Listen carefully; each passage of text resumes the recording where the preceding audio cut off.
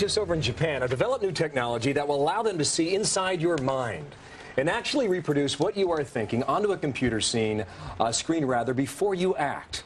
Well, the author of the book, Physics of the Impossible, he says he's seen it all before. Professor Michio Kaku is back with us. How are you, Professor? Good morning to you. Morning, Gil. You say that science fiction is gradually becoming reality.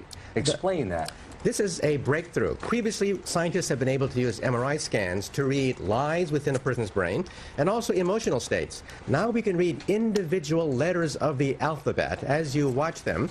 Within 10 years, we may have a dictionary of thought. Certain brain patterns correspond to certain thoughts, a dictionary of thinking. All right, from Japan now, they're saying that they show individuals certain images, and then they detect their blood flow to see what they're thinking. How in the world is that possible? Well, the MRI scan picks up chemicals that are inside the blood. So as you think about something, blood concentrates in certain areas, and computers can recognize that pattern and tell you what you are thinking. Now, the implications are enormous. Think of Guantanamo Bay and the question of interrogating terrorists. We can now, in the future, be able to think about reading a terrorist's mind without using coercive tactics. Or think of the scandals on Wall Street where Ponzi schemes rip off billions of dollars in assets. We'll be able to look inside a person's brain perhaps within 10 years to decipher lies, emotional states, and perhaps even individual ideas. Well, how is this different from a lie detector test, which is quite common now? A lie detector test only measures stress, that is, sweating of the skin, increased pulse rate, increased breathing rate. You can fake that. Pathological liars can fake stress, but thinking, that's very hard to fake. If you tell a lie, you have to know the truth, the cover-up, and the consequences of the cover-up. All of that can be measured by blood flow in the brain. Yeah, and you say that eventually scientists could have a dictionary of thought.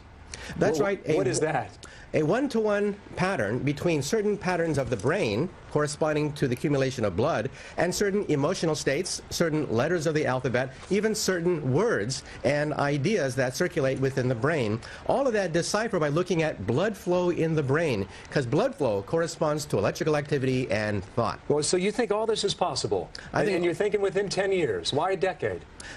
Because we still have to make the resolution of the MRI scan even better.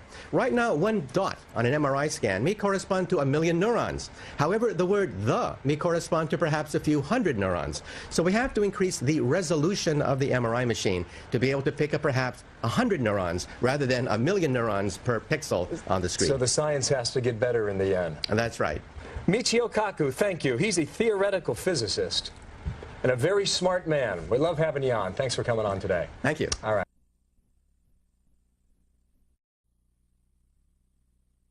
All right, scientists over in Japan have developed new technology that will allow them to see inside your mind and actually reproduce what you are thinking onto a computer screen before you act.